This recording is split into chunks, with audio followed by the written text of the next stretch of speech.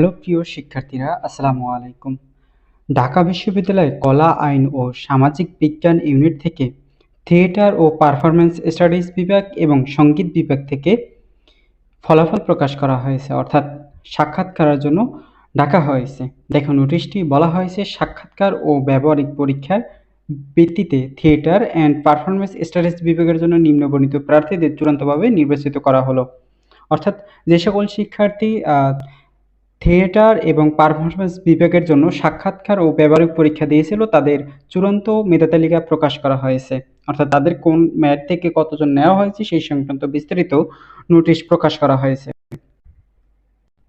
Theatre and performance studies বিভাগ, যেখানে মানবিক থেকে নেওয়া হয়েছে তোমাদের 17 এবং 1755, 2933। তো তোমাদের এখানে কিন্তু এই রোল অনুযায়ী তোমাদের কিন্তু সাবজেক্ট দেওয়া হয়েছে। মানবিক থেকে 17 জনকে সাবজেক্ট দেওয়া হয়েছে, আর ওয়েটিং লিস্টে মানবিক থেকে একজনকে রাখা হয়েছে, যা হচ্ছে 3479 একজনকে ওয়েটিং লিস্টে রাখা হয়েছে।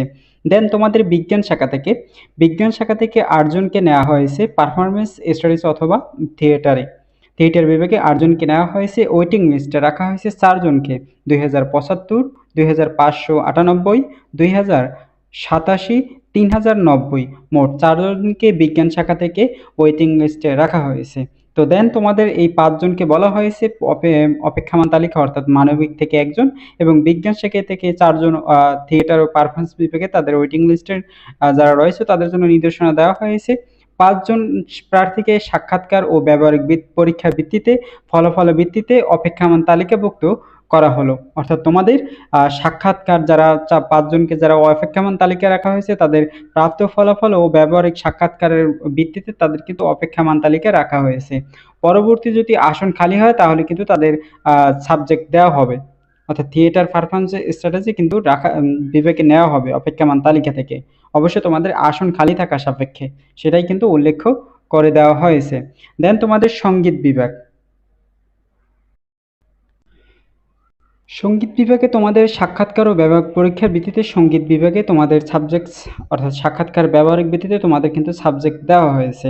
প্রথমত দেখবো তোমাদের মানবিক শাখা সঙ্গীত বিভাগ থেকে নেওয়া হয়েছে মোট 16 জনকে নেওয়া হয়েছে। বিজ্ঞান শাখা থেকে মোট 9 জনকে, অর্থাৎ তোমাদের সঙ্গীত বিভাগ থেকে কোনো অপেক্ষমান তালিকায় রাখা হয়নি, অর্থাৎ ওয়েটিং লিস্টে রাখা হয়নি। 16 জনকে সঙ্গীত বিভাগ থেকে নেওয়া হয়েছে ব্যবহারিক পরীক্ষা এবং সাক্ষাৎকারের ভিত্তিতে, আর বিজ্ঞান শাখা থেকে ব্যবহারিক ও সাক্ষাৎকারের ভিত্তিতে 9 জনকে নেওয়া হয়েছে। দেন তোমাদের এখন বলবো যে তোমাদের ভর্তি কার্যক্রম কবে হবে, যা তোমরা যারা সঙ্গীত বিভাগে বা পারফরমেন্স বা থিয়েটার স্টাডিজ বিভাগে যারা সাবজেক্ট পেয়েছে, তাদের ভর্তি কার্যক্রম আগামী 20/5/2025 মঙ্গলবার 9টায় কলা অনুষদ সভাকক্ষে নিচতলায় থেকে মনোনয়নপ্রাপ্ত সংগ্রহ করার জন্য বলা হয়েছে। অর্থাৎ যে সকল শিক্ষার্থী মনোনয়ন সাবজেক্ট পেয়েছো বা তাদের নিচতলায় দিয়ে তাদের ভর্তির মনোনয়নপত্র সংগ্রহ করার জন্য নির্দেশনা দেওয়া হয়েছে। অর্থাৎ যারা এই সঙ্গীত বিভাগ পেয়েছো বা থিয়েটার বা স্টাডিজ বিভাগ পেয়েছো, তাদের মনোনয়নপ্রাপ্ত যে একটি পত্র রয়েছে সেটি তোমাদের সংগ্রহ করতে হবে 20 তারিখ সকাল 9টায়।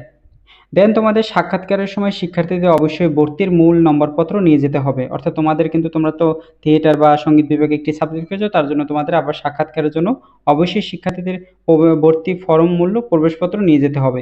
মাধ্যমিক ও উচ্চ মাধ্যমিক, অর্থাৎ তোমাদের যে এসএসসি ও এইচএসসির যে নম্বরপত্র রয়েছে মার্কশিট, সেই মার্কশিটটি অবশ্যই নিয়ে যেতে হবে।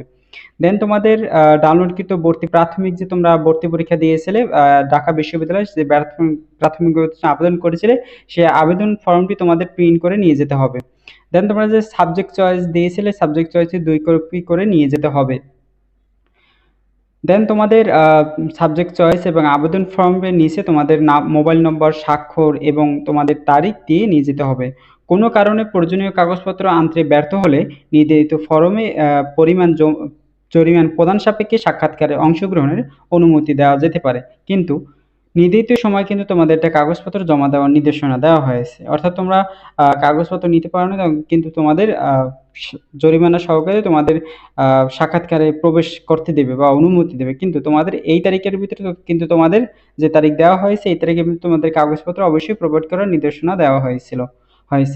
তো এই ছিল তোমাদের সঙ্গীত বিভাগ এবং তোমাদের থিয়েটার এবং পারফরমেন্স স্টাডিজ বিভাগে ভর্তি কার্যক্রম বা মেরিট লিস্ট।